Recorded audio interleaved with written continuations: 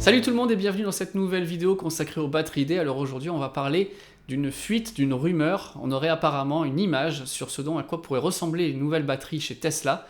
C'est justement ce que l'on va voir dans cette vidéo. C'est Fred Lambert d'Electrek qui a posté ces deux photos sur son compte Twitter et ce serait donc les cellules qu'utiliserait prochainement Tesla dans ses prochains battery packs.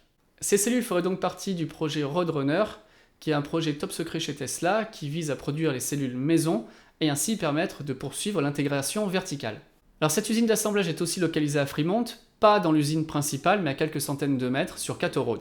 Tesla a déjà confirmé avoir 400 employés qui travaillent sur cette ligne, 24 heures sur 24, 7 jours sur 7, par groupe de 100 personnes, et ils doivent normalement y produire 20 000 packs par an. Cette nouvelle génération de batteries sera officiellement présentée mardi soir par Elon lors du Battery Day.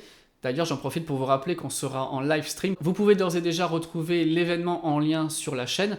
Et si ces types de vidéos vous intéressent, vous en apprendre plus sur l'écosystème de Tesla, je vous invite aussi à vous abonner à la chaîne pour manquer aucun des prochains épisodes. Comme vous pouvez le voir sur ces images, on voit des batteries qui sont nettement plus grosses que les 2170 actuellement utilisées dans les modèles 3 et les modèles Y. Alors vrai ou pas, en tout cas, il y a des sources anonymes qui travaillent normalement sur le projet Roadrunner qui ont confirmé que ce serait bien sur ça que travaille Tesla.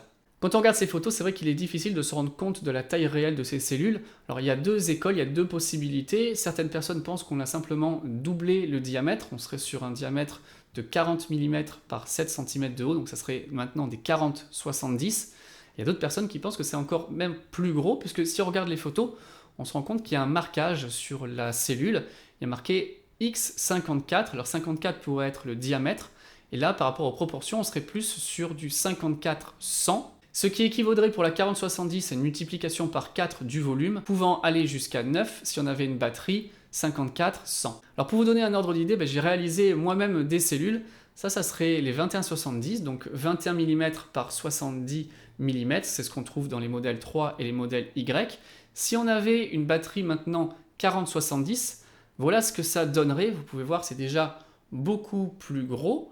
Et si on part sur l'idée d'une cellule 54-100, voilà ce que ça donne. Alors, vous pouvez voir la différence par rapport à la 2170 actuelle. Là-dedans, on a 9 fois plus de volume.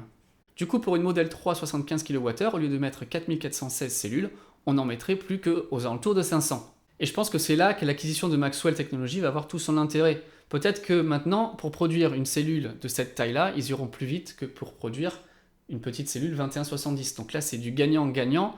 On a plus de densité énergétique et en plus, on les produira certainement encore plus vite. On simplifie l'appareil de production, on a moins de déchets, ça coûte moins cher et on a une meilleure densité énergétique. C'est tout bénef pour Tesla. Mais la question, c'est si c'est si bien, pourquoi est-ce qu'on ne l'a pas fait avant ? Alors pourquoi on ne l'a pas fait avant ? Pour répondre à cette question, je pense qu'il faut là se tourner vers les travaux de Jeff Dahn, et là c'est plutôt une question de chimie. Le problème avec des grosses cellules, c'est qu'elles vont avoir tendance à beaucoup plus chauffer lors de la charge et de la décharge. On a pu le voir dans les précédentes vidéos, les nouvelles cellules normalement devraient moins chauffer, être capables de se charger et décharger sans craindre vraiment la dilatation et la chaleur, donc ça devrait permettre de pouvoir produire des batteries plus grosses. Et en plus, Tesla a présenté un brevet il y a quelques temps, avec des cellules qui n'ont pas de languette. Donc au lieu que l'énergie a besoin de faire le tour de la cellule, puisque ce sont des feuilles qui sont repliées sur elles-mêmes comme un rouleau de papier toilette pour vraiment vulgariser, au lieu que l'énergie ait besoin de faire les tours et de chauffer pour pouvoir sortir, maintenant en n'ayant plus de languette, elles vont directement pouvoir sortir par l'arrière de la pile, et donc ainsi pouvoir libérer l'énergie plus facilement, donc permettre de pouvoir avoir des cellules beaucoup plus grosses. Alors voilà pour cette news, dites-moi ce que vous en pensez en partie commentaire. Moi je trouve ça vraiment très intéressant. Est-ce que ce sont des vraies cellules ? Est-ce que ce sont des cellules actuelles qui vont être présentées au Battery Day ? Est-ce que ce sont des choses sur lesquelles Tesla travaille encore et qui seront dans les cartons annoncés dans 2-3 ans ? Ça on ne sait pas, on le saura mardi soir, mais en tout cas moi je trouve ça vraiment super intéressant. On voit que la technologie avance et moi je serais tout à fait prêt à remplacer ces cellules 2170 par quelque chose que l'on pourrait appeler 54-100. En tout cas, on sera fixé mardi. Dites-moi ce que vous en pensez en partie commentaire. J'ai très hâte de vous lire. Ciao, ciao tout le monde.